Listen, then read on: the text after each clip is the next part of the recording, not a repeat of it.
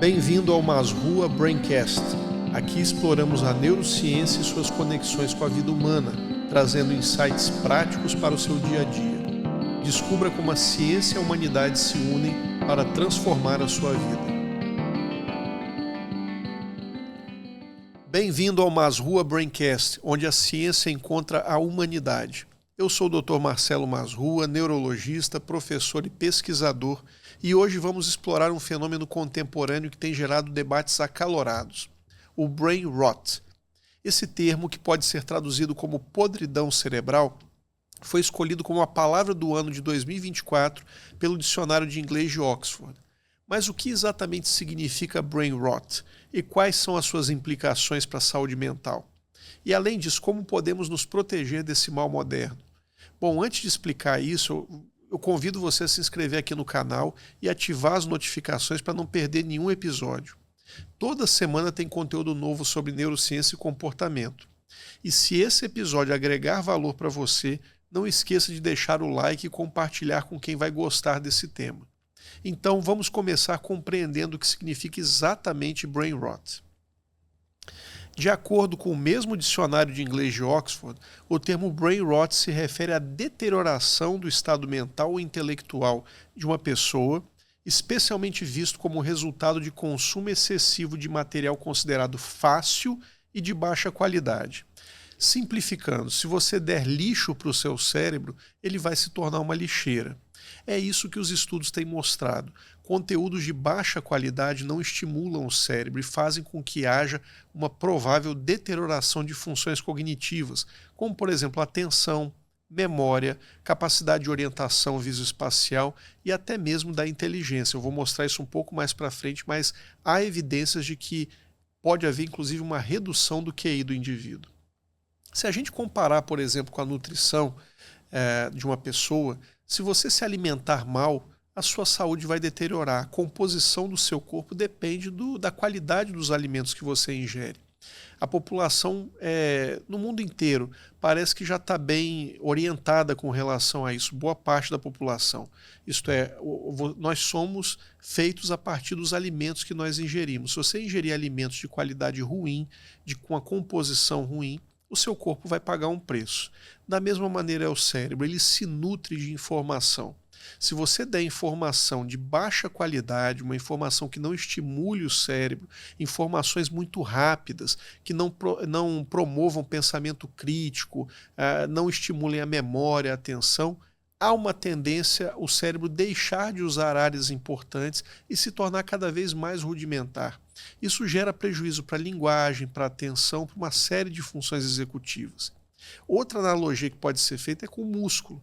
Se você não pratica atividade física, se você não faz, por exemplo, uma musculação, e com o envelhecimento o músculo vai atrofiar, você vai ter problemas, você vai ter dor articular, você vai ter dificuldade para fazer movimentações, levantar de uma cadeira. A gente vê muito isso com os idosos sedentários, né?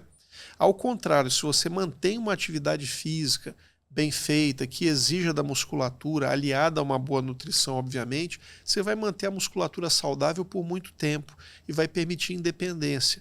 É a mesma analogia para o cérebro. Se você não utilizar, o cérebro é do tipo use-o ou perca-o.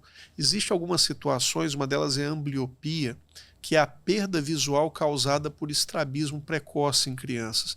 Se a criança é estrábica e não usa um dos olhos, ela tem um estrabismo congênito, por exemplo, e o cérebro perde a visão após alguns anos daquele olho que não está sendo utilizado, e a pessoa fica cega para sempre. Então, isso é uma prova de que o cérebro precisa ser estimulado. Crianças, por exemplo, que recebem uma estimulação linguística pobre nos primeiros anos de vida, têm um vocabulário pior, tem uma construção gramatical mais pobre. Então, o cérebro precisa de estimulação. E o brain rot vem a ser isso, essa situação no qual um mal moderno, a gente está cada vez mais promovendo estimulações pobres para o cérebro e com isso levando à deterioração das funções executivas, das funções cognitivas. Mas esse termo ele não é tão recente. Ele foi mencionado pela primeira vez no século XIX, em 1854, por esse autor, o Henry David Thoreau, que escreveu um livro chamado Walden. Esse Walden é o nome de um lago que fica no estado de Massachusetts, nos Estados Unidos, e para onde o Thoreau se mudou, tentando fugir da loucura da cidade grande. Imagina, a cidade grande ali no século XIX, né, não chega nem perto das cidades grandes que temos hoje. Mas ele usou esse termo para criticar a desvalorização das ideias complexas em detrimento de ideias muito simplórias, comparando o brain rot a apodrecimento de batatas. Então, desde o século XIX, foi usado esse termo pela primeira vez, já se tinha a ideia de que se você não estimular o cérebro com pensamentos mais sofisticados, com cultura, alimentando, entre aspas, com estímulos bons, vai haver uma deterioração do cérebro. Isso mostra, portanto, o quão antigo é esse termo. Agora, tem um fenômeno que aconteceu a partir da segunda metade do século XX, que foi o surgimento da televisão, que talvez explique por que algumas coisas estão acontecendo com relação a essa possível deterioração cognitiva, né, de algumas pessoas na população. A gente sabe que a televisão promoveu, em muitas situações, a exposição a conteúdos de baixa qualidade, né, conteúdos que fazem com que os indivíduos, por exemplo, passem horas na frente da televisão ali, absortos por uma programação que não é estimulante, que não leva o indivíduo a pensar, ele fica só passivamente naquele tempo de tela, recebendo aquelas informações. E, então, portanto, a partir da segunda metade do século XX, começa a programação televisiva, ela vai aumentando em quantidade, vai se disseminando nas casas das pessoas, as televisões, principalmente a partir da década de 80, 90 do século passado. Mas, a partir do início dos anos 2000, principalmente a partir de 2010, houve uma mudança para esse contexto digital, em que a gente passou a ser exposto a conteúdo de tela 24 horas por dia, se a pessoa permitir, porque ela passou a andar com um computador na mão, que é o smartphone, e com vídeos cada vez mais curtos, que também não levam a uma reflexão, pensamento crítico. E essa expressão ressurgiu com força a partir desse período, principalmente a partir de 2010 até os dias atuais, por conta principalmente da baixa qualidade de conteúdos veiculados nas redes sociais. Essa abundância de conteúdos fúteis que nós recebemos, né? Então são as dancinhas, são aqueles clipes ultra curtos tentando promover graça, né, humor, e isso é um elemento que está implicado nessa situação. Mas você pode estar ouvindo isso e falar, mas será que isso acontece de fato? Será que as pessoas que estão expostas a esse tipo de conteúdo realmente têm uma deterioração cognitiva ou podem ter uma deterioração cognitiva? Parece que sim. Por quê? Esse pesquisador, o James Flynn, ele descreveu um efeito chamado efeito Flynn, recebeu o nome dele, né, mas ele só descreveu o fenômeno, em que os testes de inteligência, principalmente o VISC. O VISC é um teste de inteligência que foi criado em 1949, que é um teste para crianças, e tem o VAIS, que é o teste que foi criado em 1955. Ambos são testes de inteligência.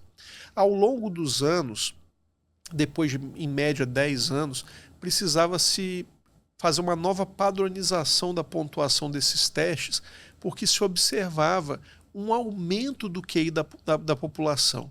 Então o efeito Flynn descrevia um aumento lento, gradual do QI da população, uma tendência de aumento.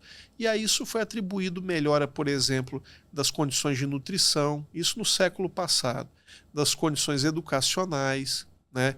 E talvez até de situações que envolvam epigenética. Isso é uma conversa para outro podcast. Mas o efeito Flynn seria o aumento, né, gradual, discreto, na pontuação do QI da população por conta desses fatores que eu já citei.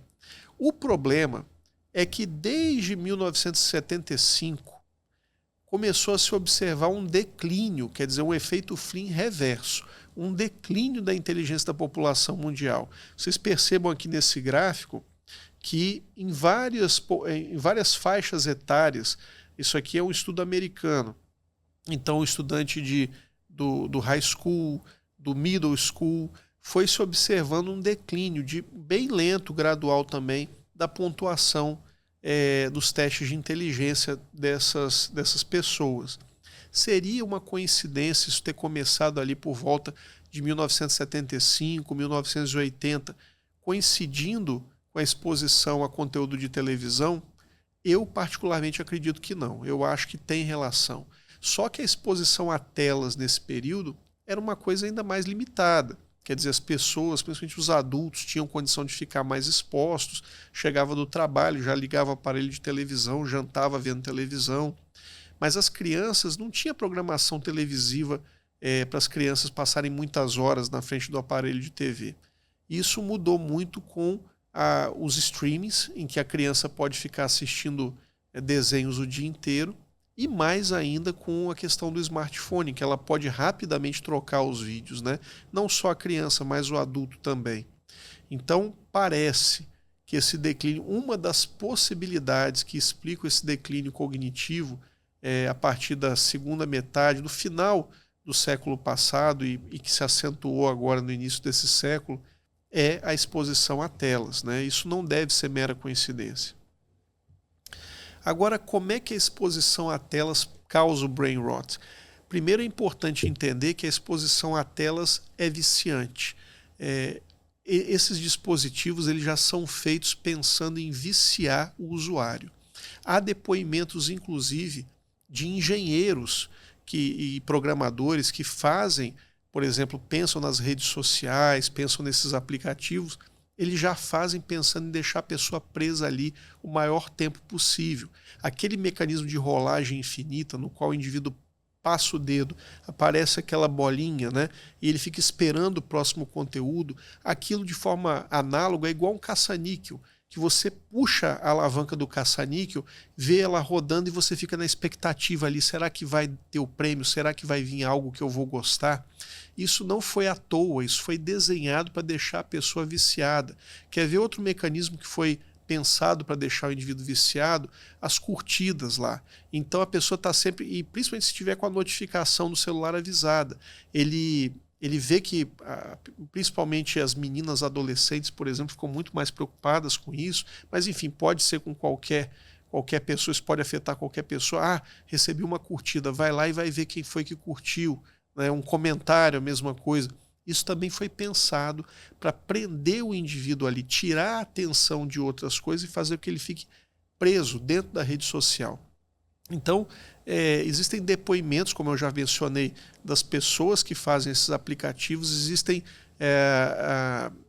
disciplinas nas faculdades do Vale do Silício de psicologia voltada para ensinar os programadores como manter os indivíduos aditos, viciados nesses aplicativos. Então, em primeiro lugar, é importante ter em mente que eles viciam. Isso não tem dúvida, tá? São feitos para viciar. Eles afetam o sistema de recompensa no cérebro, que é um sistema que é mediado principalmente por um neurotransmissor chamado dopamina. Então, quando a pessoa está ali esperando o próximo estímulo, ele está esperando a próxima descarga de dopamina que vai vir. E fica uma descarga pulsátil, quer dizer, cada vez que vem um estímulo prazeroso, joga um pouco mais de dopamina no cérebro. Isso vai fazendo com que a pessoa fique presa nesse mecanismo e tenha dificuldade para abandonar o celular. Então são aquelas pessoas que acordam, a primeira coisa do dia que elas fazem é pegar o celular e abrir a rede social, por exemplo. Isso é uma pista importante que a pessoa pode estar viciada em redes sociais ou no celular dela. Bom, tem uma frase que eu gosto, que chama atenção para isso, que tem apenas duas indústrias que chamam o usuário final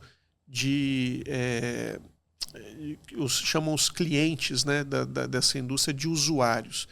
Uma é a indústria de software e a outra são as drogas. Então isso é para mostrar que o cliente final ali sendo usuário, se mantendo usuário, ele vai fazer com que essa indústria venda cada vez mais. Então não é à toa que tanto os cartéis de droga chamem o cliente final de usuário, quanto os de software também. Porque o objetivo é deixar você preso nesse aplicativo. Mas o problema não é só se tornar um viciado, né? Há toda a questão do comprometimento cognitivo que eu já mencionei, né? E tem muitos trabalhos mostrando prejuízo cognitivo por conta do uso de telas. Por exemplo, comprometimento da atenção e aumento do risco do TDAH. Vários trabalhos já demonstraram que o uso excessivo de telas faz com que ocorra uma diminuição da capacidade de atenção do indivíduo e aumento do risco dele desenvolver o transtorno do déficit de atenção e hiperatividade. Isso é controverso, porque o transtorno de déficit de atenção e hiperatividade tem base genética. Mas a gente tem visto um aumento das queixas, principalmente na população adulta, né? Em crianças e adolescentes também, mas na população adulta. Isso pode ter muita relação com o uso excessivo de telas. O que seria um uso excessivo de telas? Mais que 3 horas por dia com finalidade recreativa, né? Se for, por exemplo, para trabalho, é compreensível que o indivíduo fique no computador trabalhando 8 horas, mas com finalidade recreativa, não mais do que 3 horas por dia. Isso se aplica aos adolescentes. E aí, quantos de nós conhecemos adolescentes que ultrapassam essas 3 horas facilmente, né? Talvez a maioria dos adolescentes hoje em dia não fique até 3 horas por dia diante de telas, fique mais que isso. Também com trabalhos demonstrando como este, comprometimento da memória e talvez um aumento para o risco da doença de Alzheimer. Se a gente começou esse nosso podcast falando que as telas podem levar a uma deterioração cognitiva, o Alzheimer é uma doença que deteriora progressivamente as funções cognitivas, é uma doença degenerativa. Então as telas podem, claro, não são um único mecanismo, mas elas podem colaborar com outros mecanismos que causam a doença de Alzheimer, acelerando o processo, por exemplo, ou aumentando a predisposição do indivíduo a desenvolvê-lo, talvez até numa idade mais jovem. Isso é controverso, não se tem ainda certeza de que isso exista, mas é uma hipótese. Pode ser que as telas colaborem com esse mecanismo. Comprometimento da linguagem é fartamente documentado. Crianças que são precocemente expostas a telas falam mais tardiamente, falam pior, quer dizer, elas têm um atraso no desenvolvimento da linguagem. E dentre as funções cognitivas, a que mais se relaciona com o desenvolvimento da inteligência é justamente o desenvolvimento da linguagem. Então, tem que se evitar a todo custo exposição a telas na infância precoce. A recomendação oficial da Academia Americana de Pediatria e que é endossada aqui no Brasil pela Sociedade Brasileira de Pediatria é até os 2 anos de idade, exposição 0 à tela. Na criança idade pré-escolar até os 6 anos, no máximo 1 hora por dia e um conteúdo de alta qualidade, escolhido e supervisionado pelos pais. Na criança em idade escolar, entre 6 e 10, 12 anos, no máximo 2 horas por dia. E na criança, no adolescente, ali acima de 10, 12 anos até os 18 anos, no máximo 3 horas por dia. E sempre lembrando que não é só a questão da quantidade de exposição, mas também da qualidade, que a gente vai falar um pouco melhor mais à frente. E por fim, como eu havia mencionado, já existem trabalhos falando a respeito do comprometimento da inteligência. Então, afetando a performance intelectual e reduzindo o quociente de inteligência do indivíduo. Também, vários trabalhos demonstrando comprometimento emocional e aumento de índices de depressão, transtornos de ansiedade e comportamentos autolesivos. É importante lembrar que os meninos estão abusando mais, né, os adolescentes, de videogame, né, uma exposição a telas, mas interativa. Ela é menos pior que a exposição passiva. As meninas costumam abusar mais do uso de redes sociais. E os adultos, principalmente redes sociais, tanto do sexo masculino quanto do feminino. Mas todos esses prejuízos que eu mencionei estão bem documentados. Então não se tem muito mais dúvida de que as telas são lesivas para o cérebro, que o uso excessivo de telas, o mau uso, causa dano ao cérebro. Tem trabalhos, inclusive, que mostram a alteração da estrutura cerebral, com dano à substância branca, a mielina que envolve os neurônios. Esses estudos são feitos com ressonância magnética, com uma sequência chamada tensora de difusão. Então são estudos muito bem feitos mostrando que existe lesão cerebral pelo uso excessivo de telas. Mas o mal que as telas fazem não é só uma questão de quantidade, mas é uma questão de qualidade também. Se você está exposto a conteúdos muito rápidos e você troca muito rapidamente também de conteúdo, aqueles vídeos ultra curtos, isso leva a um prejuízo para o seu cérebro. É diferente de você, por exemplo, assistir um podcast como esse, que tem uma duração de meia hora, 40 minutos, às vezes 1 hora, em que você pode também pausar, refletir, buscar alguma outra fonte de informação, pensar se concorda ou se discorda, o que é normal. Quer dizer, é uma diferença muito grande para um vídeo de 5 segundos, 10 segundos, ultra curto, né?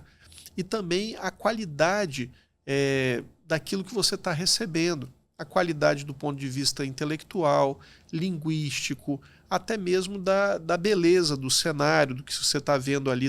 Às vezes é uma paisagem bonita, outro só está vendo morte, coisa feia. Quer dizer, isso tudo tem impacto no cérebro. Pense sempre com o que você está nutrindo o seu cérebro. Se você, mais uma vez, se você der lixo para o seu cérebro, a tendência é que com o tempo ele se torne uma lixeira. Existem diferentes tipos de também de exposição a telas. Tem o passivo, como eu já mencionei, que é aquele que a pessoa fica ali parada, só recebendo conteúdo. Um exemplo típico é a programação da televisão. Esse podcast aqui também é um exemplo de conteúdo passivo.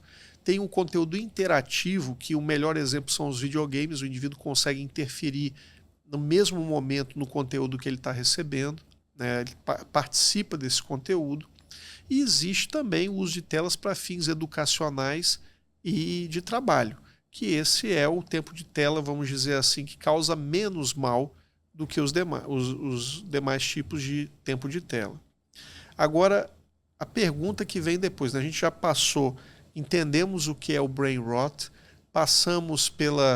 mostramos o malefício que o tempo de tela e as telas podem causar para o cérebro, lembrando que não é só o tempo, a quantidade, mas também a qualidade daquilo que o indivíduo recebe pelas telas.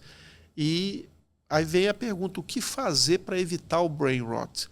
Como fazer para que o seu cérebro seja protegido?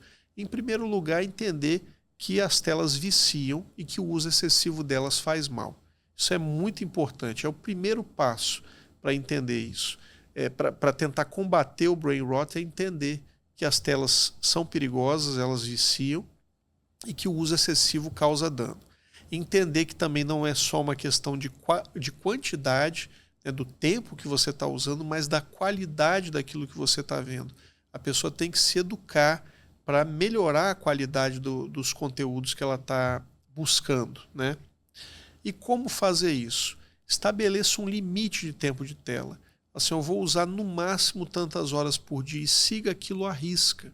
Se você é responsável por um menor de idade, você também tem que ser responsável por limitar o tempo de tela dele. Ah, mas isso é muito difícil. Mas ninguém falou que a vida não é fácil.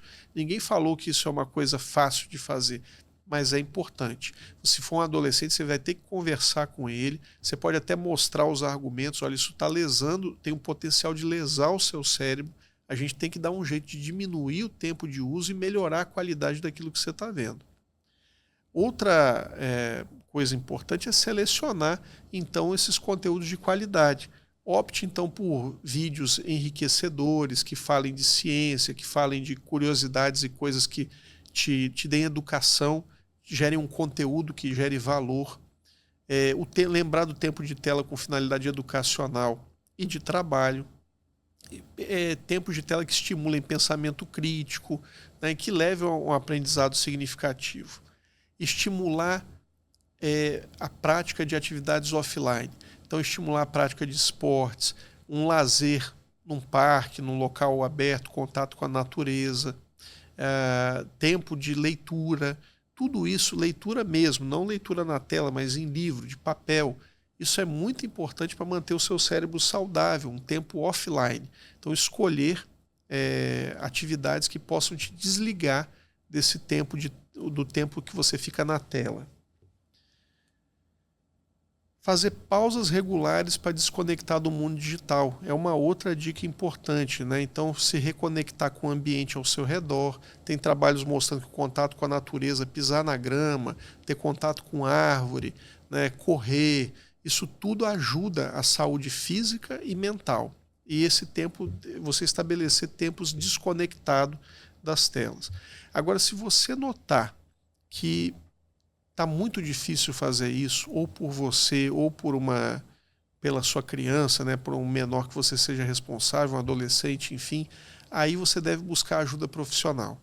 aí você deve buscar o acompanhamento de um médico, pode ser um psiquiatra, um neurologista ou um psicólogo, para ajudá-lo com um vício em telas. Se você perceber que você está viciado, primeiro, você pode tentar sair sozinho desse vício, você pode e deve. Né? Como? Estabelecendo horários, tentando melhorar o conteúdo.